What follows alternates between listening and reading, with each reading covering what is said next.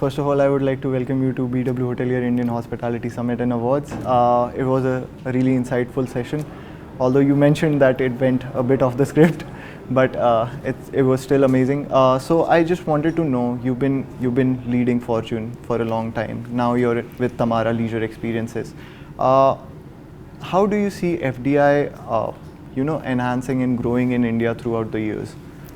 So firstly, thank you for having me here. Yeah. I think if I look at FDI growing over the years, there are a few things which we can look at, right? So the first one is, if you look over the last few years, there have been, every year we are seeing at least a couple of companies listing themselves into the markets, right? So that's a great sign for the industry that today we have, a few listed companies and some of them with great market caps.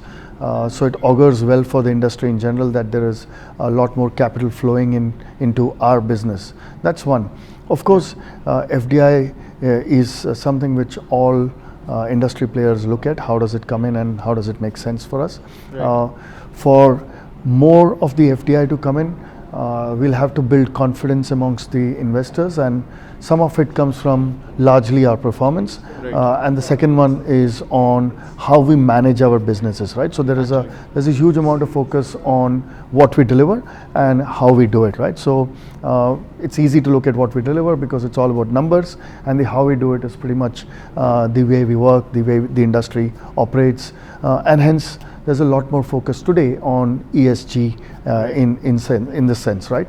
Of course, the Indian regulatory authorities and reporting structures have also considered that with now, more focus on responsibility and sustainability into businesses. Right. So companies are now having to write and release very good quality sustainability reports, and that's a very important part. How it affects FDI coming into the industry, especially when I look at it from the boutique space I'm playing in, I think the boutique space is definitely very exciting for FDI as they start looking at opportunities. Of course, today there are not many players in the listed space who are sort of playing primarily in the boutique leisure space. But as and when people like us get into that space, why it would be interesting for them would be for the fact that we are very strong on ESG. Right. Overall, it's not just making basic statements of what we do as sustainability, but covering the entire gamut of environment, social and governance. Right. For example, the company I work for, Tamara Leisure Experiences, Tamara does a fantastic job of environment.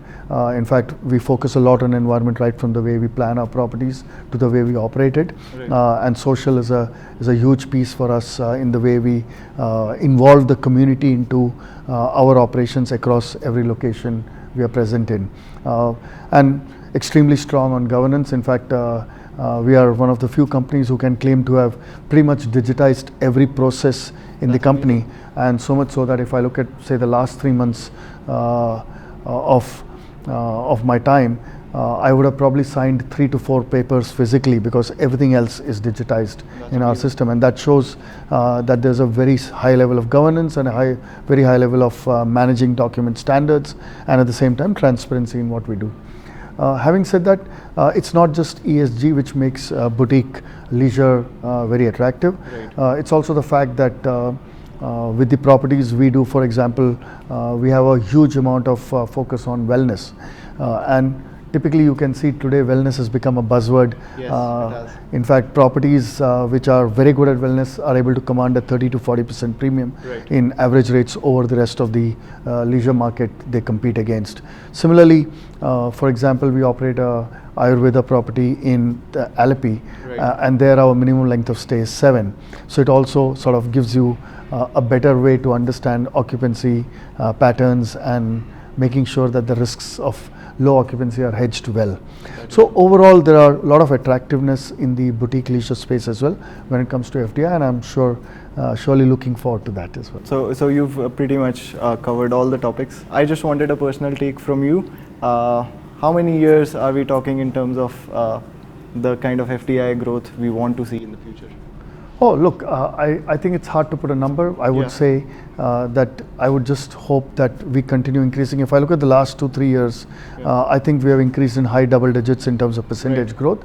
I would definitely want it to increase at the same pace or better over the next 10 to 15 years. So this is the 9th BW Hotelier Indian Hospitality Summit and Awards.